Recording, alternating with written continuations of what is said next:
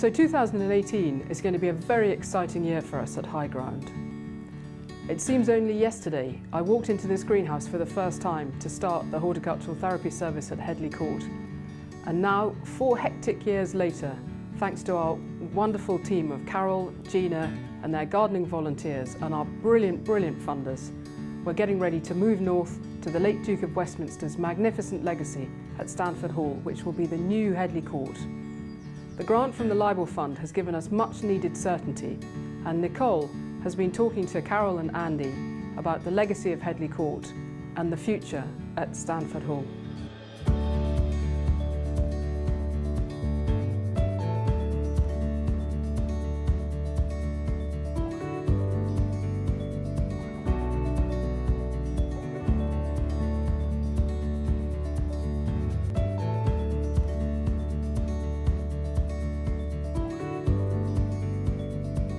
Carol, you've been instrumental in building this facility and bringing horticultural therapy to the point where the DMRC actually recognises its value in treating patients.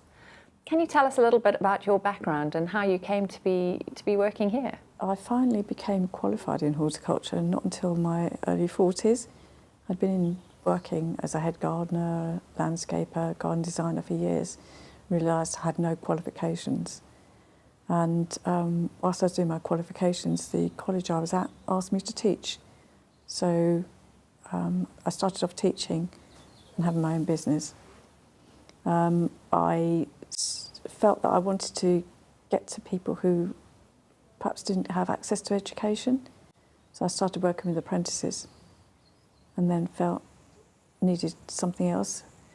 And I set up a horticulture department in a male prison from scratch. There was nothing, no tools. And I was doing that. And that's when Anna found me. I'd been doing that about 3.5 years. And I thought, right, this looks like a challenge. And I think I can do this. Can you remember what it was like when you first came to Headley Court to take up this whole new opportunity? Excited and very happy to be here and looking forward to the challenge, because again the greenhouses were empty except for a couple of cabbage plants that were covered in green fly in pots, which were immediately taken outside to the compost heap. But yeah, excited and looking forward to making life better for those who've become injured through their service. What were your first sessions like?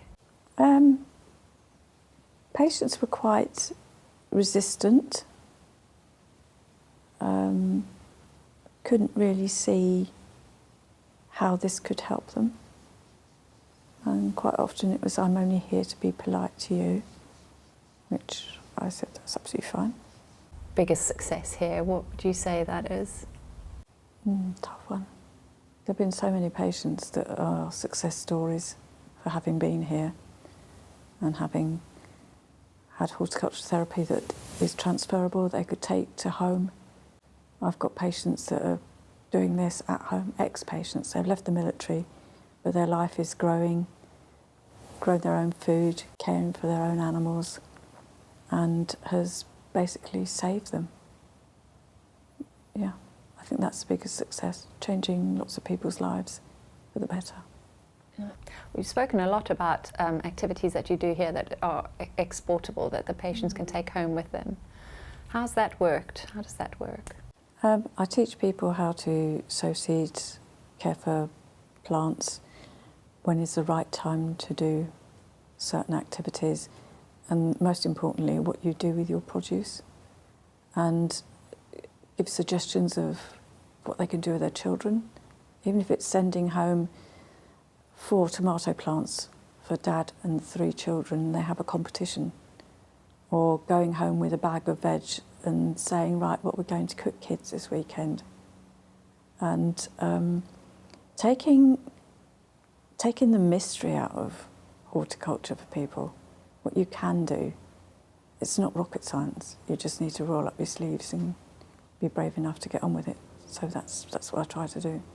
What is it about horticulture as a therapy that you think work so well as opposed to other therapies? Well, being outside, away from the clinical environment, and no white coats. I don't understand anything about medical stuff. I can only draw on horticulture stuff. We have purposeful activity, so there is a product at the end, if you like. It's not, let's sow seeds, oh, that's lovely, well done. It's, do you know what's going to happen to those seeds? And when they germinate, you will be potting them up when you come back on your next admission. And there's an order to life. And, you know, it's a real environment. It's not just made up. Have you ever looked at someone and just thought, you know what, this isn't for you? Yeah, definitely. Not very often, because usually most guys are too polite, and the ladies, to say, do you know what, this really isn't my thing. But I have had patients say, would you mind if I didn't come? And I said, that's absolutely fine. It's fine. You must do what you need to do. But those patients generally, a few months down the line, will say, Carol, do you think I could come back, please? And it makes me laugh, because they've gone away and reflected that actually it was quite useful. Which bit of the facility is your favourite bit? Home Thoughts has been a big success on a broader scale, because it's not only been good for the patients but the staff as well. It's not basically a therapy area. It's meant to be somewhere where people can escape to and be quiet and just take a phone call from the wife, the husband, read a book and just get some peace and quiet. Yes, now let's talk about Home Thoughts, because you designed that garden. Yeah. What was the rationale behind it? It was based on, I was asked to design a garden to commemorate the centenary of the First World War, and at that time lots of gardens were being built for that purpose, and I didn't want it to be just like another memorial garden. So I started to draw upon my design background and think about what were people thinking in the trenches and so forth. And then my own family experience of my great-grandfather being killed in Ypres, Passchendaele, when my grandmother was only 9 months, 18 months old. And he was found, and in his pocket was a photograph of my grandmother and her mother. And I just realised all he was thinking about was home, being at home. And then I realised that all of our deployed service personnel, that's all they think about is home. So I looked at elements that I thought reflected home a century ago and perhaps home now. I notice you've got hens, and I've only recently experienced the joy of cuddling a hen. What's the story behind the hens?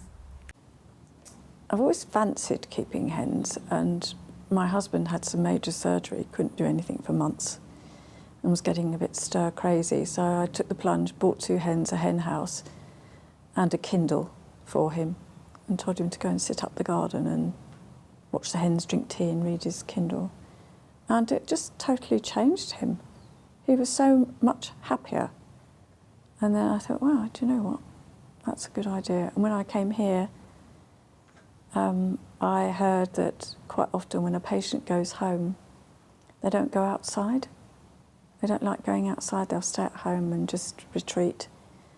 And I thought it'd be a good thing to get people hooked onto hens, and then hopefully they would keep some themselves, and they would have to go outside, look after their hens. They would have to go and buy hen food. And bonus, you get eggs. So that's how it started.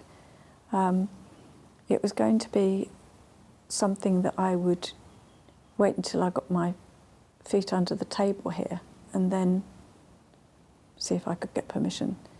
But I kind of blew my cover at a launch party of HighGrounds in London when a man came up to me and said, oh, I'm so sorry I haven't been to see you at Headley Court yet. And I said, oh, that's fine, you know, any time. I'd love to come. Well, you'd love to come. And he said, and what are your plans? And I said, I was growing food and so on, but I do want to keep hens, but they don't know that yet. And he said, well, actually, I'm the commanding officer at Headley Court, and you can have hens. Cover blown. Slip of the tongue with the winning outcome. Fantastic. And he, in fact, used to sneak down here an awful lot to come and get chilies and come and see the hens when he needed a break too. So we formed a very close friendship. You're handing over the reins to Andy for Stanford Hall. What advice would you give to him as he starts out? Well, I had some advice, not exactly advice, but a patient who was a double amputee and partial hand, and the other one was intact but didn't work very well. And he used to say to me, Carol, we've just got to find a way around it. And I think that's the thing, you just got to find a way around it. Don't be a can't do, be a can do, and make it happen. Carol, thanks so much for speaking to us today.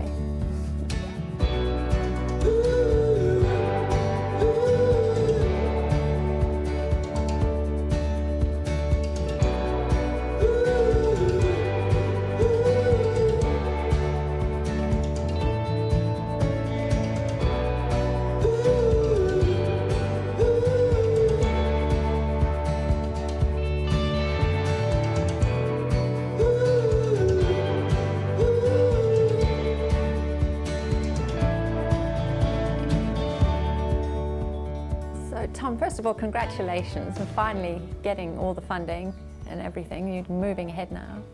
Can you tell us a little bit about your background and how you came to be involved with HighGround, and what prompted you to take up this career? Well, I've been gardening since I was probably about this high. So I've always been gardening. My grandfather was a gardener. There isn't much, to be honest, in the gardening I haven't done. I've done landscape gardening. I've been a tree surgeon for 20 years. I've done, you name it, I've done it. And I saw an advert in the local garden centre. It was just a leaflet on the counter about HighGround, and it intrigued me. I thought, I didn't know what HighGround was. I didn't really know what horticultural therapy was either. So I phoned up Anna and ended up here and got interviewed by Anna and Carol. What's been the most rewarding thing about being here? I guess it would have to be Carol, to be honest, because without Carol, none of this really. This was Carol's baby. Carol has created it in the way it is, and her spirit it's just, I don't know. It becomes part of you. You just Headley Court, HighGround. It's quite a unique space, to be fair. So how did it feel for you coming into HighGround for the first time? What were your first impressions? To be honest, it sounds a bit corny, but when I first walked in the greenhouse, I actually felt at home. It's a very comfortable environment to be in. I was a bit intimidated by the military aspect of it, because obviously I'm a civilian and I didn't really know how I would be taken by the military, but overall it's been a wonderful experience walking in here. Was there a point at which you realised that this was the kind of horticulture you wanted to pursue? Within about 5 minutes of actually getting here, it appealed to me, and immediately. But within about a month of working with Carol and actually getting to understand the potential of what happens here and meeting the guys, it was a very quick thing for me. Plus, I was sort of looking for a change anyway. I got to a point in my career where I've done everything, and this was so different that it came along at the right time. Had you had any kind of involvement with this kind of therapeutic work, or any therapeutic work before? Only indirectly, in that my grandfather, subsequent to coming here, I sort of thought back of my grandfather's experiences, and he would go into the garden and garden when he was stressed. We never really paid much mind to it, but thinking of it now, my grandfather was self-medicating himself with horticultural therapy. So I haven't had any actual involvement in it, but it sort of, it lit something up in me that made me think, I can see how this could work. Many people would be quite nervous of coming into an environment like this. Was there anything that you found particularly challenging when you first arrived? I think learning patience was something that challenged me, because I've always worked in commercial horticulture and arboriculture, and everything's always had to be done, very quickly, done to a time. Walking in here, everything was done much more leisurely. It was done obviously much more deliberately, so that people who don't understand it could pick up on it. So it was just really learning to take a step back and relearn a lot of the things I already knew. Now, you've got to be the only gardener in the world who's taken on a huge project without ever having seen it. No, I've only seen a drone footage in it on plan form. I suppose a lot of people will be daunted by it, but because I've spent a lot of my life in working off plan or arriving on site unseen and being given tasks to do, it's intimidating, but it's just bigger than any garden I've ever walked into before. So no, it doesn't daunt me at all. So what's going to be the first thing you do when you get up there? Get a cup of tea and just walk round and take it all in. Just see what it is, really. Just take my time, get to know the lie of the land. We're lucky, we've got a lot of potential supporters as well in when we move up to Stamford, so sort of have half an eye on how they can potentially help us as well, and how we could maybe help them in return. So it's all positive. It's exciting. Now, you're not going to be doing it on your own. Have you got a team in mind yet? Not currently. I think. I have a couple of patients that they'll be coming out of the military by that point, and they'd like to continue being involved in this. So they won't exactly be gardening volunteers, but because I'm not military, they'll be a good source of, quite often I don't understand what these guys are talking about, because they talk talking code almost. So we will have that side of the volunteers, and then obviously we'll be looking to recruit gardening volunteers like I was when I first came here, which I think we have. We're going to have help from the local Wyvale Garden Centre with using their gardening club. So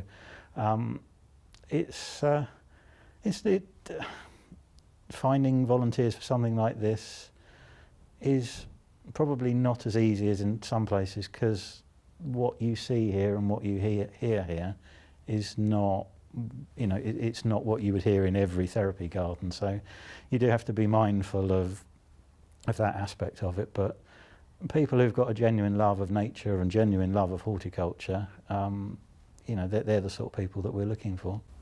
So qualifications not necessarily? No, I think a keenness and just a general love of what what you can do in a garden, and not just a garden, but the broader whole the sphere of nature. I think the enthusiasm counts more than qualifications. So now, ambition. What are your ambitions for when you get up there? Firstly, in the first couple of months, and then in, say, the next year, and long term? In the short term, the ambition is to find somewhere nice to live in the Midlands, and set myself and my girlfriend up, and then start to look at, because hopefully my girlfriend Mel will help me as much as she can at Stamford Hall, and see what we can develop in the short term. In the long term, it's to make Stamford Hall as good as we have here at Headley Court, which Carol's shoes are big shoes to fill, so we've got a lot of work to do. Not that I would want to replicate what we have here, it would be to continue it, but obviously to add on to it. And in the long term, to make horticultural therapy within the military far more widespread, if we can move it, if we can move it on and have it not just in Stamford Hall, if it can be taken on in other places, and just generally get the word out about how much good you can do with something very simple like sowing a seed. And that will do for now, I think.